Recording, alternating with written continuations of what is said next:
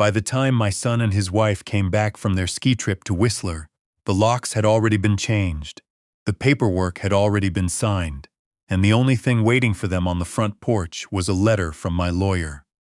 I want you to understand something before I tell you the rest of this. I am not a bitter man. I spent 31 years as a civil engineer with the city of Ottawa. I paid my taxes, raised my son after his mother passed, and when he asked if he and his wife could move in while they got back on their feet, I said yes without hesitation. That was 3 years ago. My feet, as it turned out, were the ones that needed saving. His name was never important to this story. To me, he was always just my son. His wife, I'll call her my daughter-in-law, because that's what she was, legally at least, had a voice that could fill a room and a way of looking at you that made you feel like furniture. Not unpleasant furniture, just something that was there, that took up space, that could be moved when needed. I noticed things slowly. The way conversations stopped when I walked into the kitchen. The way she'd say things like, "When we eventually have the place to ourselves," as if I were a house guest who'd overstayed a welcome. I told myself I was being sensitive. An old man in his own house, feeling like a stranger. It happens. You adjust. What I couldn't adjust to was the night in early December when I came downstairs for a glass of water and heard her on the phone in the living room. She'd left the door half open. The lamp was on, and her shadow moved against the wall while she spoke in that low, practical tone she used when she was certain no one important was listening. "He's not going to last much longer in that house anyway," she said. "The stairs are getting to be too much for him. After the holidays, we'll have a real conversation about what makes sense. I've already been looking at some places. There's a nice one in Canada. He'll be fine." I stood in the dark hallway for a long time after that. I went back upstairs. I didn't sleep. I lay on my back and stared at the ceiling of the bedroom my wife and I had shared for 22 years, the bedroom I had painted myself twice, the room where my granddaughter had taken her first steps on a visit 4 years ago. I thought about my wife. She would have known what to do. She always knew. I just knew that I needed to think, and that I needed to think quietly. My wife's name was Audra. She died of a stroke 8 years ago, in November, on a Tuesday. I remember the specific Tuesday because I had been at a city council meeting arguing about drainage infrastructure on Bank Street, and I had missed her last phone call by 12 minutes. I think about those 12 minutes more than I should. Grief doesn't work on a schedule. You learn that. After Audra died, I thought about selling the house. It's a 4-bedroom detached on a quiet street in Barrhaven, more house than one person needs, but it was ours, and every corner of it still smelled like her somehow, for years. I couldn't let it go. Instead, I paid it off entirely with my pension and the proceeds from a GIC she'd been quietly growing for a decade. She was always smarter with money than I was. The house was worth, by that point, somewhere around $840,000. It was mine, clean and clear, no mortgage, no liens, nothing. When my son asked to move in, I said yes, and I meant it. He had hit a rough patch, a contract position that dried up, some credit card debt that had gotten out of hand.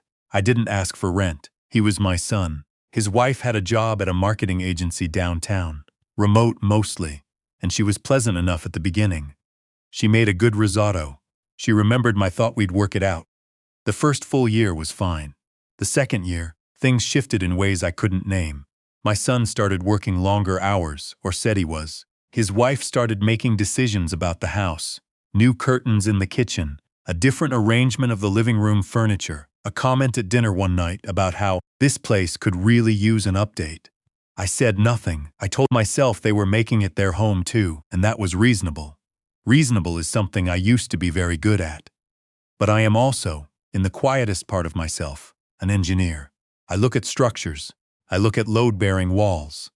I look at where things might crack under pressure, and I have an instinct about it that 31 years of doing that work professionally doesn't just turn off. I had started to feel, in the second year, that I was being slowly, carefully redistributed, not pushed, redistributed, like load-bearing changes made so gradually that the building doesn't notice until it's already different. After the night in the hallway, I noticed everything. I started keeping a small notebook. My handwriting has gotten messier since I retired. Less cause for precision, but I made it neat again. Dates, times, comments I'd overheard, decisions that had been made about the house without asking me. The suggestion, made at Thanksgiving dinner in front of my daughter-in-law's parents, that Dad's been thinking about simplifying his life. I hadn't been thinking that. I'd never said that. But everyone had nodded, and I had sat there with my turkey and my cranberry sauce and said nothing, because I hadn't yet understood what was being built around me. In January, I called an old colleague.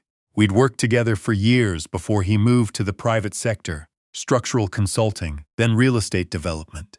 He knew property law the way I knew drainage systems.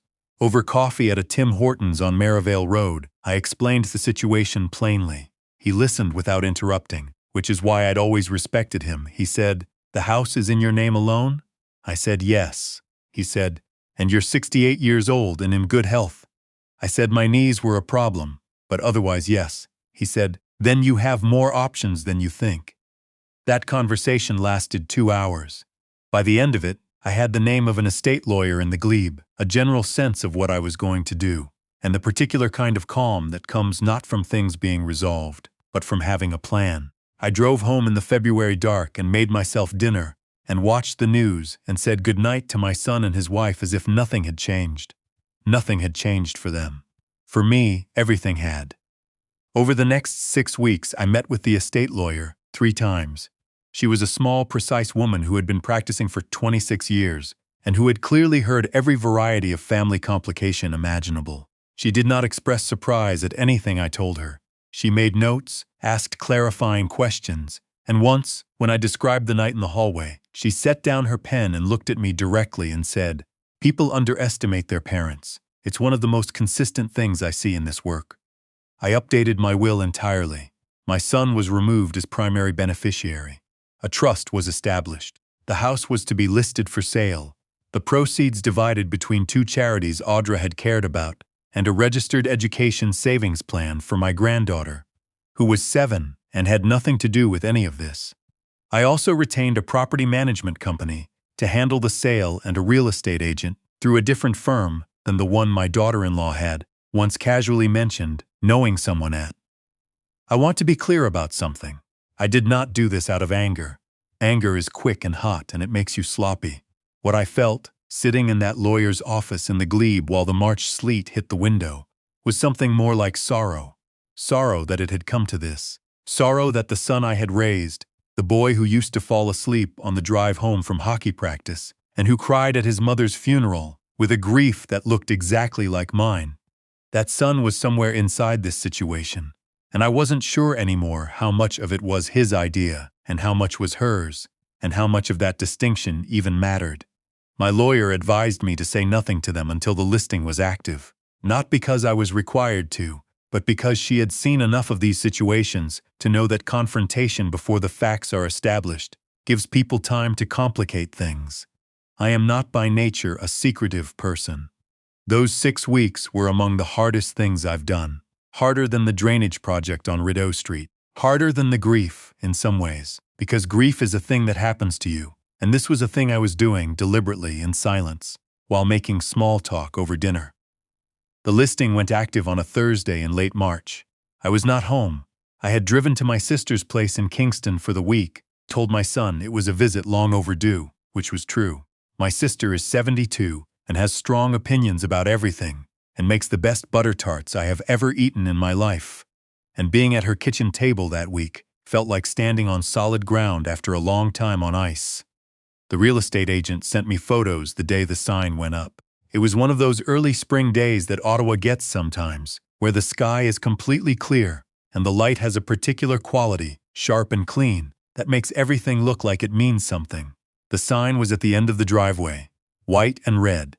My house behind it, looking the same as it always had. I sat with my sister's cat on my lap and looked at those photos for a long time. She asked me what I was looking at. I showed her. She was quiet for a moment, and then she said, "Mom always said you were the patient one. I don't know if that's true. I think I just know how structures work. I know when a foundation is sound and when it isn't. I know that you don't tear things down carelessly. Not houses, not families. But I also know that when the load-bearing elements have failed, when what's holding things up is pretense rather than substance, you have to make a decision. You have to decide what you're actually trying to preserve."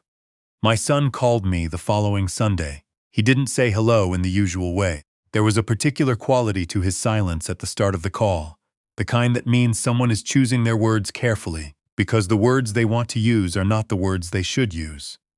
"Dad," he said. "There's a sign in front of the house." "Yes," I said. "You're selling the house." "Yes." When did you decide this?" I told him I had been thinking about it for some time. I told him the paperwork was already complete, the listing was active, and I had retained a lawyer to manage the process. I told him I thought it was time for me to simplify my life. I used exactly the phrase that had been used about me at Thanksgiving without my knowledge or consent, and I heard the silence on the other end of the line shift in a way I recognized. "What about us?" he asked. "Where are we supposed to go?" I said. "I've spoken to a relocation specialist. You'll have 60 days from the closing date. That's standard in Ontario. You'll be fine." He said my name. Just my name, the way he used to when he was 12 and had done something he was ashamed of. I had to look out my sister's kitchen window for a moment to keep myself steady. "I heard your wife on the phone in December," I said. "I heard her talking about Canada, about what made sense, about places." He didn't say anything for a long time. "Dad, I'm not angry," I told him, and I meant it. I'm really not. But I am your father and this is my house, and I decided it was time to make a decision about my own life before someone made it for me. The call ended shortly after that. I don't know what he said to his wife that evening. I don't know what their apartment looks like now, in the building they found in Nepean, or whether they are sorting through what happened between them, the way I hope they will someday. I know my son well enough to believe there is still a version of this where we find our way back to something. It will take time. It may take a long time. I am not in a hurry. I've learned not to be. The house sold in 11 days. It was a young couple from Montreal, relocating for work. They had a daughter who was 3 years old and who, according to my agent, had run from room to room laughing at something only she could see during the showing. I found that satisfying in a way I didn't expect. A house should have that kind of noise in it. It should have small people making decisions about which corners are theirs. The closing was on a Tuesday in May, which I noticed, the way you notice things that rhyme with old grief. I was at my lawyer's office when it finalized. She shook my hand and said the funds had cleared and everything was in order. I walked out into the May afternoon on Bank Street, and I stood on the sidewalk for a moment, and I thought about Audra and about the drainage infrastructure argument I'd had on this same street 30 years ago, and about my granddaughter's education savings plan, and about butter tarts, and about my son on the phone saying my name the way he used to. I thought about a lot of things standing there. Then I walked to my car, which was parked around the corner, and I drove to the apartment I had rented for myself in Westboro. 2 bedrooms, top floor, a balcony that faces west, so the light in the evenings is extraordinary.